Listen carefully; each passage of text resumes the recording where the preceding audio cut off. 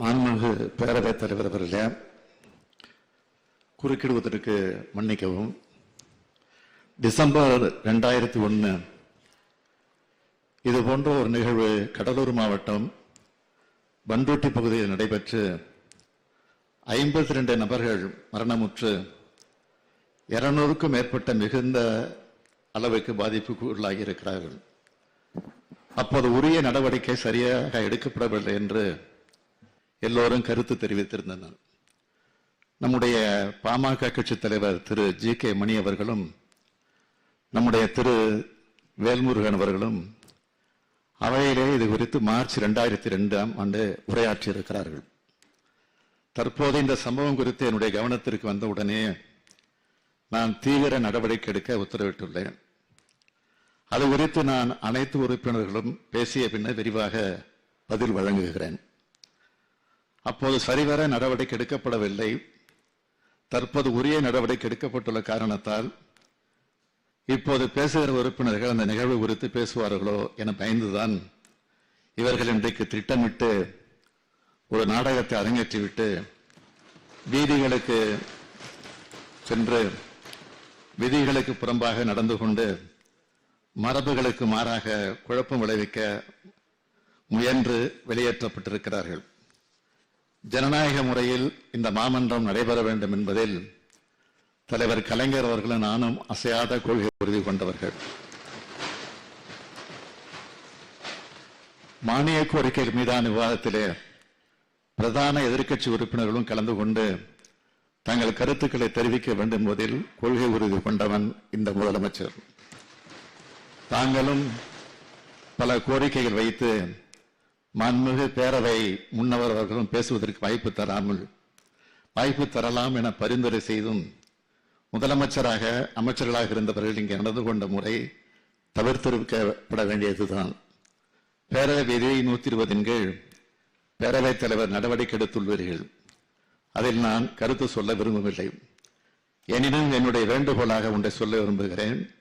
இன்றைக்கு காலையிலும் மாலையிலும் மானிய கோரிக்கை மீதான விவாதம் நடைபெற உள்ள நிலையில் வெளியேற்றப்பட்டவர்கள் இந்த அவைக்கு வினாக்கள் விடைகள் நேரம் முடிந்த பின்னரே அனுமதிக்க பெறலாம் எனும் வேண்டுகோளையும் பிரதான எதிர்க்கட்சி தன்னுடைய கருத்தினை பதிவு செய்ய வாய்ப்பு தர வேண்டும் என்றும் இதனை தாங்கள் பரிசீலித்து ஆவணம் செய்ய வேண்டுமாறு கேட்டு அமைகிறேன்.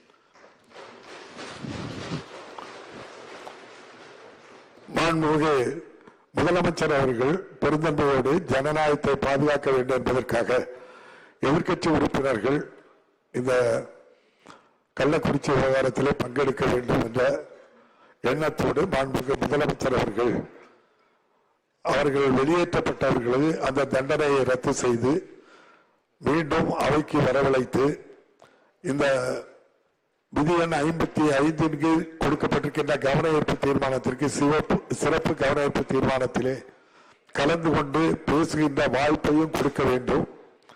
தொடர்ந்து நம்முடைய மானிய கோரிக்கைகளுடைய விவாதங்களிலும் கலந்து கொள்ள வேண்டும் என்று பெருந்தன்மையோடு சொன்ன நம்முடைய மாண்புமிகு முதல்வர் அவர்களுக்கு இந்த அவை நன்றி தெரிவித்து வெளியேற்றப்பட்டவர்கள் அனைவரும் மீண்டும் அவைக்கு வர வேண்டும் என்று உத்தரவிடுகிறேன். நன்றி. மாண்புமிகு உறுப்பினர் சங்கர். மாண்புமிகு பேரவைத் தலைவர் அவர்களே, டிசம்பர் 4ஆம் தேதி நிஜாம் புயலில் பாதிக்கப்பட்ட போது சென்னையே முழுகியது. அப்பொழுது பாத்தீங்கன்னா சிபிசிஎல் நிறுவனத்தின் மூலம் அதனுடைய ஆயில் கசிந்து வெளியே வந்து கொச்சத்தலை ஆற்றை முழுவதும் நாசம் பண்ணியது. அந்த கொச்சத்தலை ஆற்றில் முழுவதும் நாசம் பண்ணி அது எப்படி வந்ததுன்னா கிட்டத்தட்ட சிபிசிஎல் கம்பெனிக்கும் அந்த கொச்சத்தலை ஆறுக்கும் 10 கிலோமீட்டர் தூரம் இருக்கு. அந்த 10 கிலோமீட்டர் தூரமும் இந்த பக்கிங்கான் கனால் வழியாக தான் அது வந்தது. அந்த பக்கிங்கான் கனால் வாய தூர்வாரி சொன்னோம், அதையும் பண்ணி தரல அந்த மீட்டிங்ல. அதற்கு பிறகு பாத்தீங்கன்னா நம்ம கொசத்தலை ஆறையும் சிபிசிஎல் நிறுவனத்திட்ட சொன்னோம், அதை தூர்வாரி ஆழப்படுத்தி கொடுக்கணும் அப்படின்ட்டு. அந்த மீனவ மக்களுக்கு அந்த வெள்ளத்தில் பாதிக்கப்பட்ட மக்களுக்கு அனைவருக்கும் வரலாற்று சிறப்புமிக்க முதல்வர் அவர்கள் நிவாரணம் வழங்கினாங்க. நம்ம விளையாட்டுத்துறை அமைச்சர் அவர்கள் அது நேரடியாக பார்த்து அவங்களுக்கு என்ன தேவையோ வலைக்கு தேவையான பணமோ 12,000 மக்களுக்கு உறுப்பினருக்கு தேவையான 10,000 வழங்கினாங்க.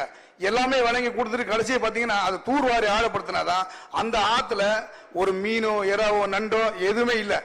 ஆகவே நீங்கள் அதை தூர்வாரி ஆழப்படுத்தி கொடுத்தீங்கன்னா அங்க உள்ள வாழக்கூடிய மீனவர்களுக்கும் மீன் வாழ்வாதாரத்துக்கும் அனைத்துக்குமே சிறப்பாக இருக்கும். ஆகவே அதுவும் போல எங்களுடைய திருவொற்றியூரில் உள்ள மாண்புமிகு உறுப்பினர், அது நீர்வளத்துறை அமைச்சருக்கு கோரிக்கை வச்ச மாதிரி தெரியுது. பொல்யூஷன் கண்ட்ரோல் தான் பாக்குது. அதுல தமிழ்நாடு மாசு கட்டுப்பாட்டு வாரியம் தான் அது பாக்குது. அதுக்கு அவங்க தான் முன்னிருந்து அங்க செஞ்சிருக்காங்க. ரெண்டு பேரும் இணைஞ்சு அதை செய்தார்கள். நீர்வழி பார்க்கின்றோம். நம்ம தூண்டில் வலை 150 கோடி ரூபாய்க்கு அமைச்சு நம்முடைய வரலாற்று சிறப்பு மிக்க முதல்வர் அவர்களுடைய வழிகாட்டுதல்படி, விளையாட்டுத்துறை அமைச்சருடைய வழிகாட்டுதல்படி அங்க தூண்டில் வலை அமைச்சு வருடத்துக்கு ஒரு 10 பேர் இருந்து 15 பேர் இறந்து போவாங்க. அதை இன்னைக்கு காப்பாத்தி இந்த 3 வருடமாக ஒவ்வொரு வருடம் கடல் சீற்றமா இருக்கும்போது இறந்துருவாங்க. அதே போல இல்லாமல் இப்பொழுது இந்த தூண்டில் வலையை அமைத்த பிறகு அந்த 15 உயிர்களையும் காப்பாற்ற அரசு இந்த திராவிட மாடல் அரசு. இந்த திராவிட மாடல் அரசினுடைய இதழியால் தான் நான் சொல்லுகிறேன். ஏன்னா அது பாத்தீங்கன்னா அங்க ஈட்டி பேசிப்போம். இப்போ இந்த ஆயில் கசிந்து ஆத்துல கேள்வி என்ன கேள்விக்கு வாங்க. சுற்றுச்சூழல் உள்ள பிரச்சனை தான் நான் சொல்ல வரேன். சுற்றுச்சூழல் துறையோட சம்பந்தப்பட்டது தான் இது. அதை தான் சுத்தம் செய்து அந்த தூர்வாரி ஆழப்படுத்தி கொடுத்துட்டீங்கன்னா மீண்டும் அந்த மீனவர்களுடைய வாழ்வாதாரம் உயர்த்தப்படும். 1. 2வது பிரச்சனை பற்றி பாத்தீங்கன்னா ஈட்டிபேசியிலிருந்து அந்த சுடுதண்ணி அந்த ஆத்துக்குள்ள வருது. அதனால முதல் கடல் அரிப்பு தான் வந்தது. இப்ப பாத்தீங்கன்னா ஆறு அரிப்பு வருது. ஆறு அரிப்பு அங்க உள்ள வாழக்கூடிய மக்கள் வாழ முடியாம மிகப்பெரிய சிரமத்தில் மண்ணெல்லாம் அரிச்சு போயிட்டு இருக்கு. இப்போ அதையும் சம்பந்தப்பட்ட இந்த பொல்யூஷன் போர்டுல இருந்து பார்த்தாங்க. பார்த்து இதுவரைக்கும் எந்த விதமான வேலையை அவங்க செய்யல. அங்க உள்ள மக்கள் வீடெல்லாம் போயிட்டு விரைவா நடவடிக்கை எடுக்க சொல்லி கேட்கறீங்க. மாண்புமிகு அமைச்சர் பதில் சொல்லுங்க. ஆமா. மாண்புமிகு பேரவைத் தலைவர் அவர்களே, மாண்புமிகு உறுப்பினரது கேள்வி மூலக்கல்விக்கு சம்பந்தமில்லாத என்ற சூழலிலும் மாண்புமிகு தமிழக முதலமைச்சருடைய கவனத்திற்கும் மாண்புமிகு தமிழக நீர்வளத்துறை அமைச்சர் அவர்களுடைய கவனத்திற்கும் கொண்டு சென்று அதற்கான கோரிக்கைகள் நிறைவேற்றுவதற்கு நடவடிக்கை மேற்கொள்வதற்கு ஏற்பாடு செய்யப்படும் என்பதை தங்கள் வாயிலாக மாண்புமிகு உறுப்பினர் அவர்களுக்கு தெரிவித்துக் கொள்கின்றேன். வினாக்கள் விடைகள் நேரம் முடிவிட்டது.